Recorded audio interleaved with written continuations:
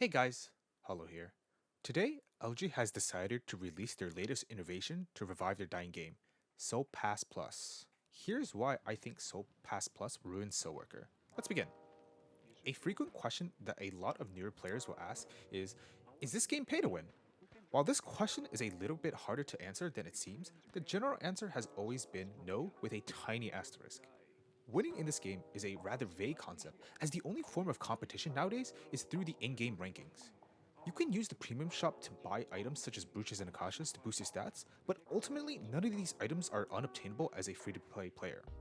The trade-off has been trading time through farming Zenny for brooches or districts for akasha cards.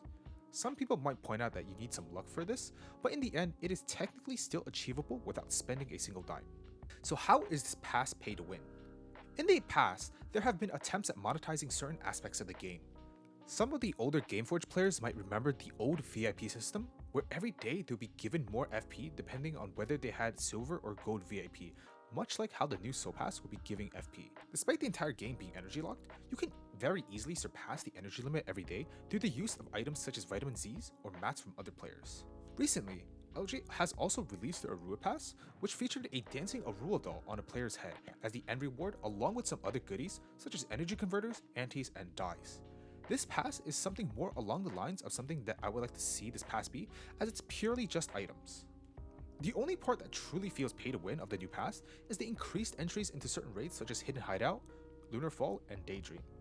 If we consider winning as achieving the highest possible ranks on the weekly ranking boards, then it's pretty evident on how this pass will affect that.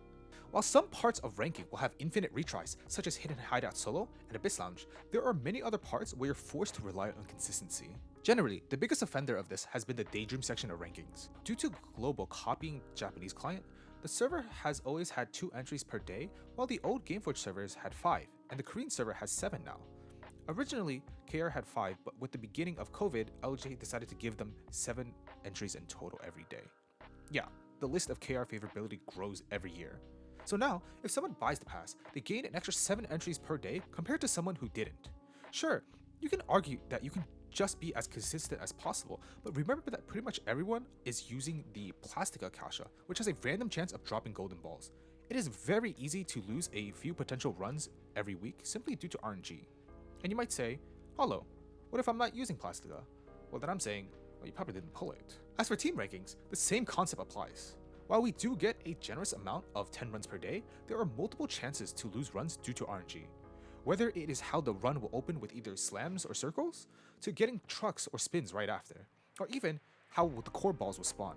Trying to rank in Team HH makes you realize very quickly how RNG can screw you over. For LF rankings, your RNG aggro TP. I'm not sure about the runs now since I haven't ranked in a few weeks, but the Jin in my runs managed to get Desire Worker during Queen, so every first run we would do every night would be a waste since we don't get the SV bug. Do keep in mind that all of this about teamplay only applies if everyone has the pass for more entries. I do want to say that I recognize I am complaining over a very niche thing since not everyone is able to or wants to compete in rankings. I think that there are a lot of good things within the pass that makes it appealing to both new and older players. Having increased upgrade chance means that new players aren't as punished for trying to upgrade the latest raid set without stockpiling upgrade mats for half a year. Increased gains on XP, Zenny, and Ether make the entry into endgame a little bit less harsh. The rewards that you can get, such as brooches, energy converters, and anti-destructions, are also a nice touch. Overall, I think the pass would be perfect if it were not for the increased entries into ranking dungeons. So what do you think? Leave your comments down below. Kappa.